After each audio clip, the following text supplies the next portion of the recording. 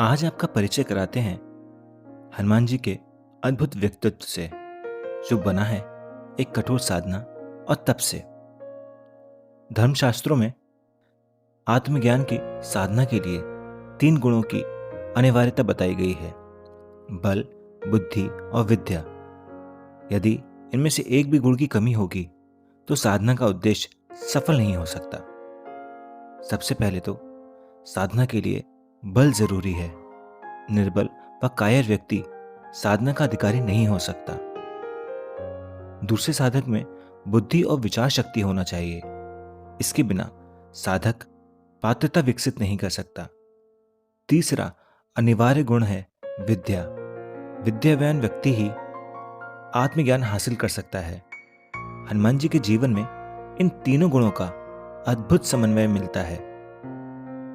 इन्हीं गुणों के बल पर वे जीवन की प्रत्येक कसौटी पर खरे उतरते हैं। राम कथा में हनुमान जी का चरित्र अत्यंत प्रभावशाली दिखाया गया है। मर्यादा पुरुषोत्तम राम के आदर्शों को मूर्त रूप देने में उन्होंने महत्वपूर्ण भूमिका निभाई थी। हनुमान जी का संवाद कौशल विलक्षण है।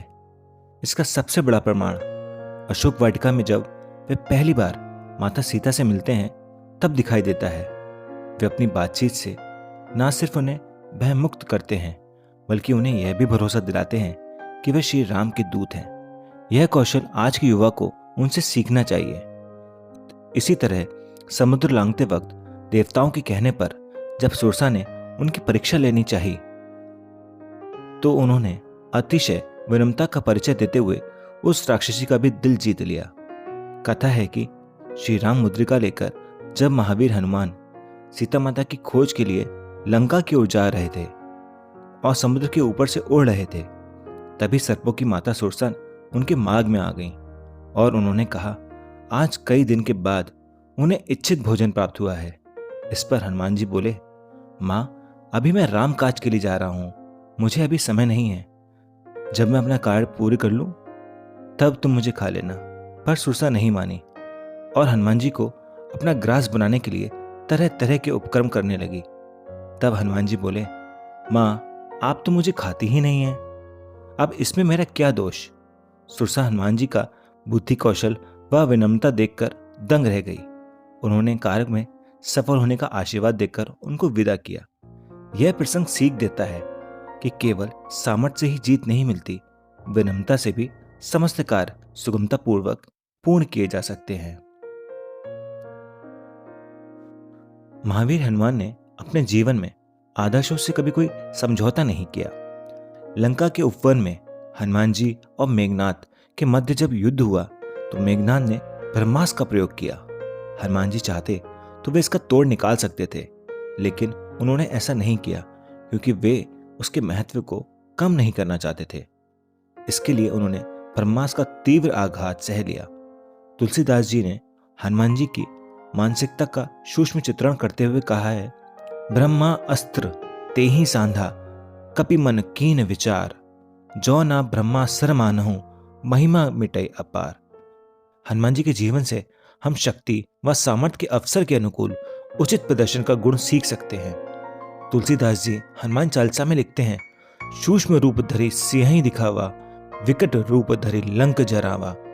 सीता के सामने उन्होंने खुद को लघु रूप में रखा क्योंकि वो वहां पुत्र की भूमिका में थे, लेकिन लंका संहारक के रूप में वे राक्षसों के लिए काल बन गए। अवसर के अनुसार खुद को ढाल लेने की हनुमान जी की प्रवृत्ति अद्भुत है। जिस वक्त लक्ष्मण रणभूमि में मूर्छित हो गए, उनके प्राणों की रक्षा के लिए वे पूरे पहाड़ को उठा लाए क्योंकि उन्हें संजीवनी बूटी की पहचान नहीं थी। अपने इस गुण के माध्यम से वे हमें तत्कालीन विषम स्थितियों में विवेकानुसार निर्णय लेने की प्रेरणा देते हैं। हनुमान जी हमें भावनाओं का संतुलन भी सिखाते हैं। लंका दहन के बाद जब वे दोबारा सीता जी का आशीर्वाद लेने पहुंचे तो उन्होंने उनसे कहा कि वे चाहते तो उन्हें वो अभी भी यहां से लेके जा सकते थे, लेकिन वे ऐसा नहीं करना चाहते। रावण का वध करने के पश्चात ही यहां से प्रभु श्री राम आदर सहित उनको लेके जाएंगे। इसीलिए उन्होंने माता सीता को उचित समय पर आकर ससम्मान वापस ले जाने को आश्वस्त किया। उनका व्यक्तित्व आत्ममुग्धा से कोसों दूर है। सीता जी का समाचार लेकर सकुशल वापस पहुंचे हनुमान जी की हर तरफ प्रशंसा हुई, लेकिन उन्होंने अपने पराक्रम का कोई भी किस्सा श्री राम को नहीं सुनाया।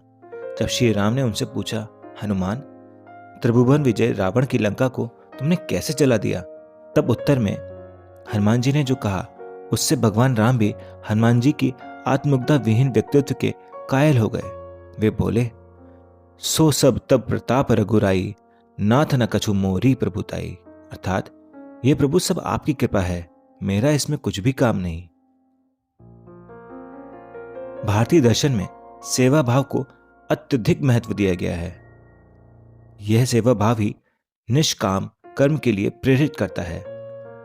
अष्ट चिरंजीवियों में शुमार महाबली हनुमान अपने इन्हीं सद्गुणों के कारण देव रूप में पूजे जाते हैं।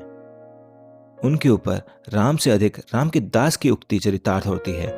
मर्यादा पुरुषोत्तम भगवान राम स्वयं कहते हैं, जब लोक पर कोई विपत्ति आती है तब वह त्राण पाने के लिए मेरी आराधना करते हैं, लेकिन जब मुझ पर संकट आता है तब मैं उसके निवारण के लिए पवन पुत्र हनुमान का स्मरण करता हूं। जरा विचार कीजिए, श्री राम का कितना अनुग्रह है हनुमान जी पर कि वे अपने लौकिक जीवन के संकट मोचन का श्रेय उन्हें प्रदान करते हैं। और कैसे शक्तिपुंज हैं श्री हनुमान जी, जो श्री राम तक के कष्ट का तत्काल निवारण कर सकते हैं। स्वामी रामकृष्ण परमहंस हनुमान जी के नाम जप निष्ठा का बराबर उदाहरण देते थे। भक्तों को संबोधित करते हुए उन्होंने कहा था, मन के गुण से हनुमान जी समुद्र लांग गए। हनुमान जी का सहज विश्वास था कि मैं श्री राम का दास हूं और श्री राम का नाम जपता हूं, अतः मैं क्या नहीं कर सकता।